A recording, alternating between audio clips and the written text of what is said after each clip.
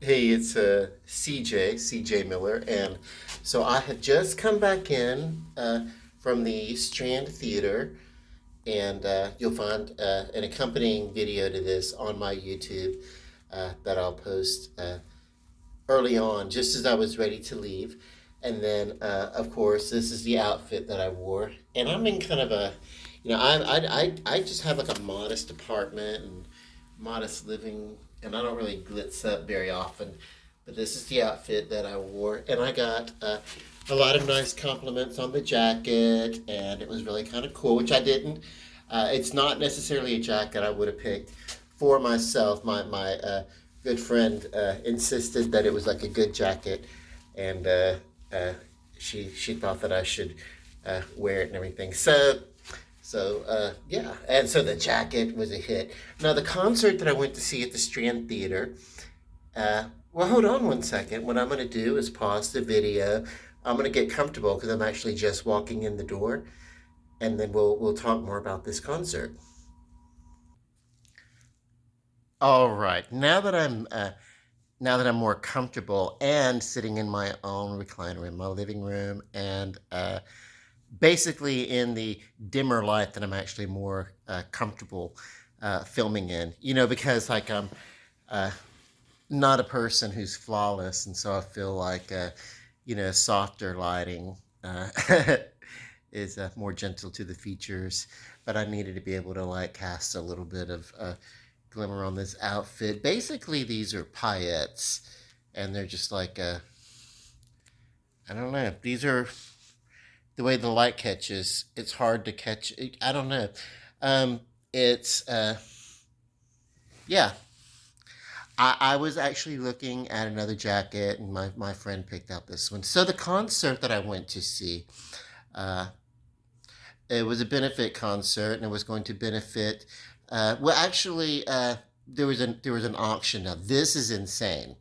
Uh, Let me tell you about the artist. It's the Kenny Wayne Shepherd Band, and they're the most of the guys are uh, either local to Shreveport or Louisiana, and there's some of the bandmates that are from elsewhere now that he's kind of come into his own. But yeah, he gave really touching tributes to the Shreveport Bossier metro area throughout the concert. So that was great. We do love a guy who's you know from home. Uh, and so yeah. Well, so the concert was really really great. It was a celebration of his second album, the one that really really broke through. Although I kind of like the Ledbetter Heights. That's when they were kind of picking up traction. But uh, yeah, it's their second album, and God, uh, yeah. So they performed like all the tracks front to back from that album, and then here's the fundraising part. They had a brief intermission in the show, which is kind of cool. And so I went down and got some cokes. My uh, one friend Jana uh, took the opportunity to smoke and then get like some merchandise, and then of course my sister, with the tickets that we had, I thought they were closer. They actually ended up being like way in the back of the upper balcony. But it was fun. I love the theater, the Strand Theater, and so when you get up like that, then you really get to see the architecture and all the features of the building. And it's not because I was being cheap, it was because I was buying like a three tickets, than if I were just buying one ticket, then then I could have had like floor seating. But anyway, I really don't care about that kind of stuff. I just enjoy music, and I enjoy guitar based music. This was different because I normally go see someone in a concert. Like I'm going to see a Survivor concert, which is a band, and so it features like yes, they had their lead singer, but I mean it's an ensemble, and the blues bands are a little bit different because they really kind of feature the the primary talent. Not to say that everybody else on that stage is not talented, but they're there to support the soloist. And in this case, he's a blues guitar player. Kenny Wayne Shepherd is a stage name, and then but before, you know, in the past, you would have like Louis Armstrong, you know, out of New Orleans, and then they would, you know, everybody on stage would support that act, or there would be, you know, BB King. So it was kind of in that blues tradition where you have like somebody be like that, you know, the face or the main attraction, and then everybody kind of like backs or supports that. What I would have liked to have seen on the stage, because I love diversity, but this is a hard, you know, blues act, you know. Uh, but I feel like sometimes, probably more than men, women, you know, can really know and feel the blues. And so I would have liked for there to have been more female energy on this uh, on this stage. But hey, it was great. But that's not a complaint. That's just an observance. They did. Uh, you know, there's a track they did, a song they did. I found love when I found you, or something like that. That's how the lyric. And they did bring on some, and it's a ballad, and they brought on some uh, backing singers. But everything else, it was just, uh, you know, every other president, and then they came on for the one song, and then they like stepped off, you know. But it was a really good, really was a really good show. Um, yeah, but you know, um, so they did the album, and then they did the intermission. My friend went down to smoke and get some merch, and I got drinks, and my sister sat up at the very top of the balcony, because it's like, you know, we're in the upper balcony in the very back, and it's a long way down, and I'm not fucking moving, you know. Well, she didn't say it like that, but yeah, I mean, I could feel that. It's like, oh my god, we're way up here in the nosebleed. But uh, as beautiful as the Strand is, uh, it's it's not the largest venue. So it's not like sitting in the back at the Strand is a lot like sitting in the lower balcony or the mezzanine in another venue, you know. So yeah, it's cool. It's cool. So anyway, but they during this intermission they had three guitars, and they auctioned them off. Now check this out. Uh, three guitars. Uh, Modified and signed, and they were Fender Stratocasters, three of them. And well, they came on out, and they talked about Kenny Wayne Shepherd, and his presence, and everything, what it was for Shreveport, and what he was, you know, that he wasn't one of the ones that just kind of like found success and then took off. You know what I mean? He still uh, has home roots here and everything, so it's kind of cool, you know. And and he used his celebrity power of celebrity frequently to help out. And what he did was he helped out the Providence House tonight, and then the um, you know, juvenile detention and everything. And you know what I feel about that is, you know, juveniles need to be detained sometimes, you know. But no, it's we have a problem, I think, with um, a lot of juveniles.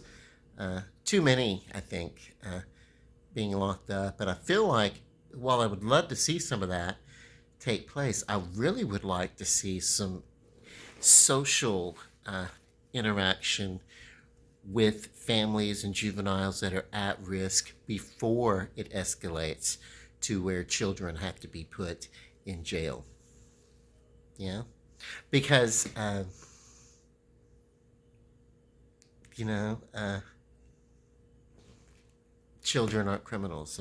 Sometimes they make mistakes, uh, that they don't have the benefit of a fully developed adult psyches. So I don't really hold children and young teens to accountability, and I don't want to see or think about children in jail.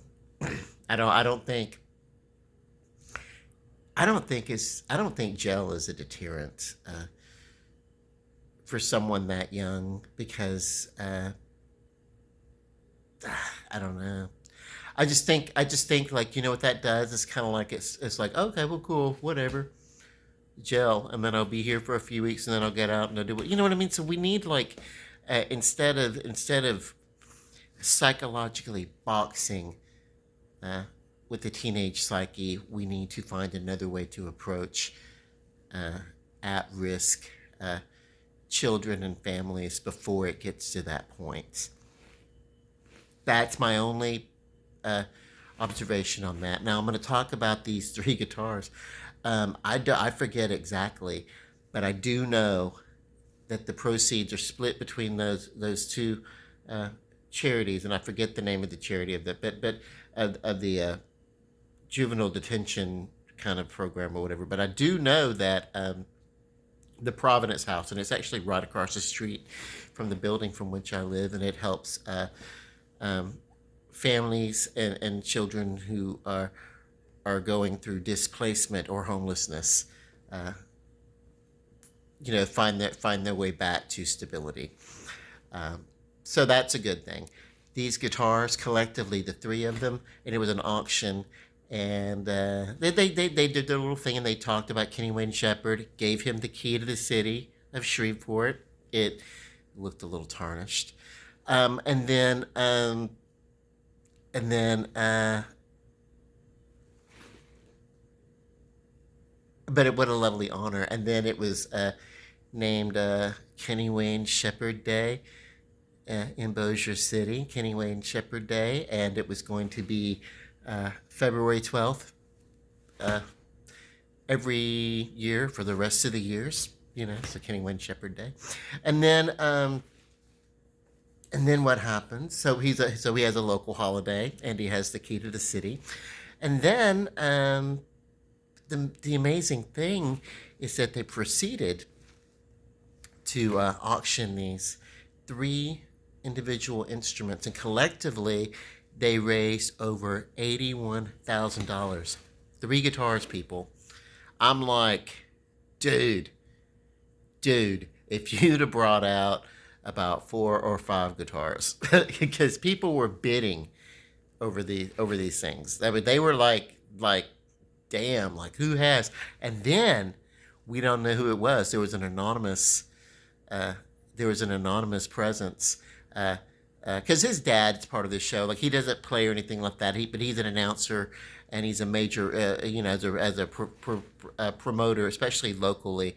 He's a known, and so uh, yeah. So he came on out and like told the audience that uh, an anonymous lady who was backstage, he didn't give her name, said that she'd match um, the bids, whatever money was raised, that she'd match it. Uh, $81,000. And then there was like an anonymous bid that matched that. So when they say that $81,000, and then so it's like, that's collectively $18,000 for these local charities. Uh, that's amazing. That's amazing. So, um, yeah. What can I say beyond that? Is that the band took to the stage, and then they played uh, some more songs. So you get random favorite songs of theirs from the different things. They played some stuff from Lead Pet Better. They didn't get to the one song that I love. My favorite song that they do is Deja Voodoo. They didn't do that one, you know. But And they have a couple other songs that reference voodoo. As a matter of fact, they didn't do any of their songs that reference voodoo. Uh, the playing was great. The playing is great. Um, the vocals were outstanding. I'm happy to see that Kenny Wayne, who doesn't do most of the vocals because he's a lead guitarist and he's a brilliant talent. You only have to see him to know that. But uh, yeah, it's like love, like when you're playing like that and you're really really throwing down, like it was almost as if his playing, his guitar playing was it was almost like a fit, like an epileptic. You know what I mean? Like when you're having like an emotional. Have you ever just had like an emotional, shortage, and you just are overcome? That's what he looked like while he was playing, and that's what his playing sounded like. It was very powerful, his playing. Um, and so with that, I mean, I understand that you don't take the vocals very often when you're playing like that. So uh, that's kind of cool. That's kind of cool. And they didn't get to as many of the songs as I would like for them to get to because this is blues uh, that they were playing. And what happened is that honestly, it's like, um, well,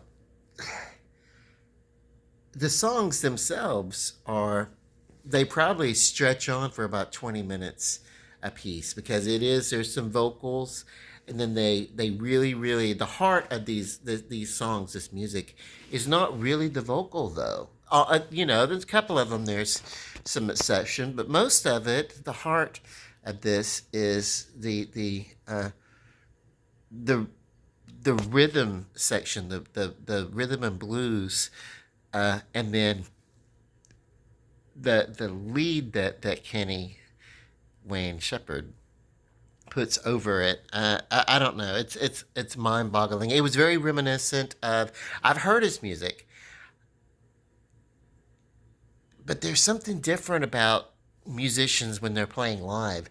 If you hear them, if you hear their music on a recording or something like that, there's a fair amount of restraint. There always is, and then when you see them live, it's like, oh my God, this is uh, outrageous. The music kind of reminded me of Roadhouse music, like blues music, honky tonk music. I mean, if this were music, if these guys were really playing in the venues that I'm familiar with hearing this kind of music, it would be, um,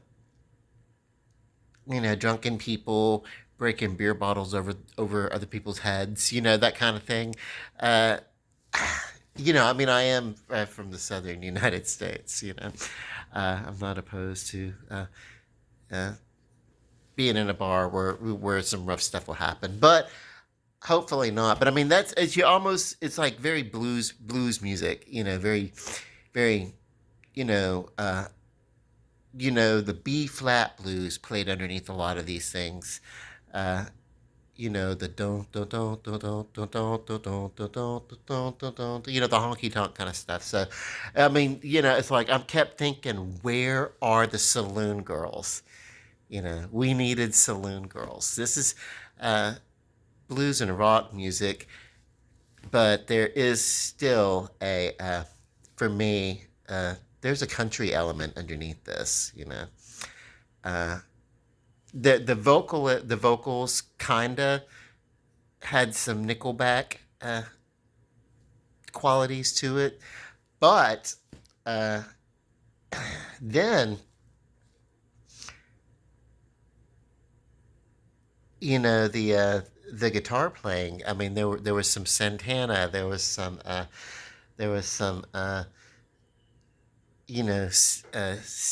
Stevie Ray Vaughan. There was BB King. If you're gonna really talk about that kind of stuff, then the Hammond organ. It's like, oh my God, now I've really got to get on and I got to practice my keyboards. I got to practice my guitar because I'm not a great guitarist, but I also have keyboards and I've got to practice my keyboards because I'm not a great keyboardist. So, yeah, the keyboard uh, playing.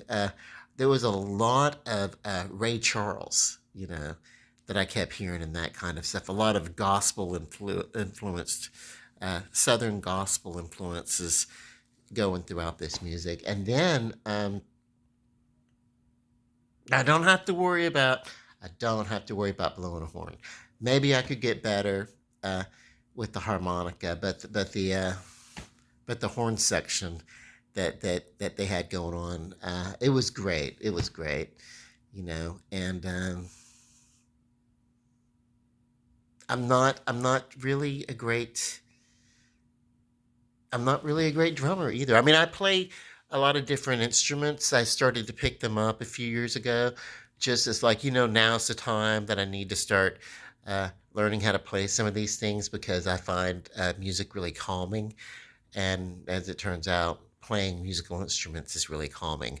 Also, it's like a way of getting things out. So anyway, typically I go on for about, uh, 14, 15 minutes on these videos, and then I don't like to go over that because, well, I don't have any YouTube subscribers. But I'm flabbergasted at the night. I don't really get a chance to do too much in the way of musical acts because, well, we've had pandemics, and so we're just now getting back into uh, some sort of level of normality. So this was the first concert. As a matter of fact, I went to see Cher in concert. She was touring, and I went to see Cher in concert. And then the very next day, we got uh, lockdown instructions, like hey, so like it's here, this is serious, that kind of stuff. And so this is a kind of a it's interesting. Um uh Two very different acts, by the way. Cher is very big and uh a lot of stage presence and dancers and everything. These guys here, they didn't have the Kenny Wayne Shepherd band. Uh, it was just them playing their music. It's what they do. And here we are. We're rocking out. We're giving you and blues and rock guitar and uh, vocals, and we're singing from our soul, and we're putting this out here. And this is what we do. Very stripped down. There was a screen. There was a little bit of a LED show and everything like that. There was a little bit of a they're doing a little bit of a documentary about his life, and so they're doing some of that stuff inside of there that they incorporate. But really, and that's the thing. They were filming all this for uh, they're going to be streaming it on February the 20th. So if you want to see the show, stream it. If you see me, great. I'm way in the very back. I do not know how you miss this jacket, even in a darkened theater in the very back.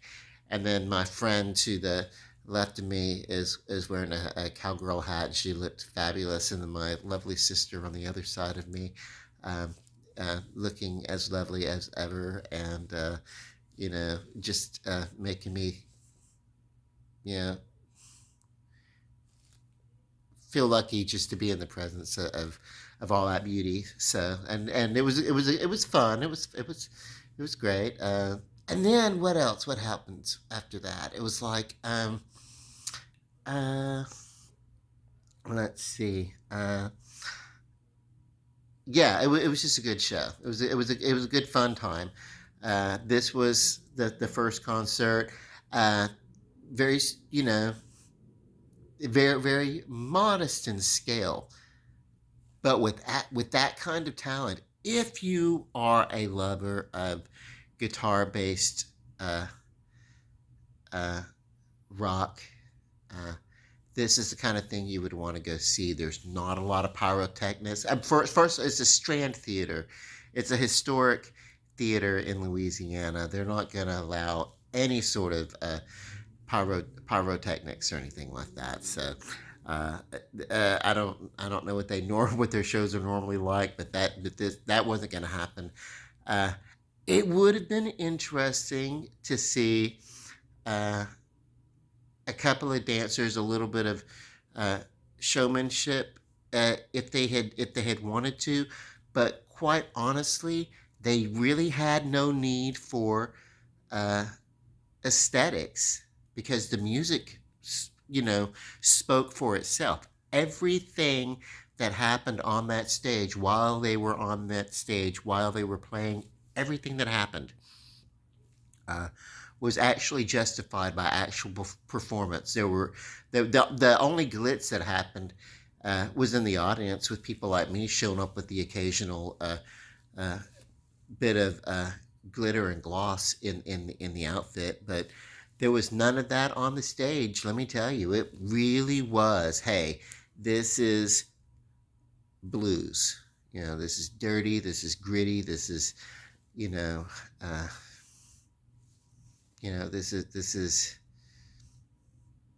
this is war, and this is love, and this is everything that's in between.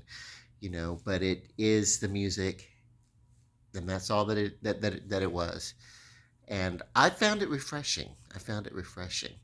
Uh, I'm going to see another concert in April uh, at another venue, not at the Strand Theater in town. It's at the Municipal Auditorium in Shreveport, which is another uh, historic venue. And I was able to get better seating. I was able to get mezzanine seating versus, upper balcony seating. Um, so the tickets, when I bought the tickets for this show, Kenny Wayne, I mean, I knew that it was upper balcony because that's what was available. There weren't that many seats that are available. It was all but sold out by the time I bought the tickets, but I didn't realize I was buying tickets way in the back in the top row. But I was talking with my friend Jana and her husband, and we were thinking of what show to go see, and we decided on this one because it was a fundraiser. So that's the big reward for it, and that's the main thing to remember. This was. Uh, I'm pretty sure they got their takeaway, for coming in and doing this. You have to pay musicians, and you have to make a living yourself and everything like that, especially if you're doing all this and everything. So I'm pretty sure it wasn't like a fun free, but the raffle, the raffling off of these guitars, it was like, oh my God, that is a lot of cheddar, baby.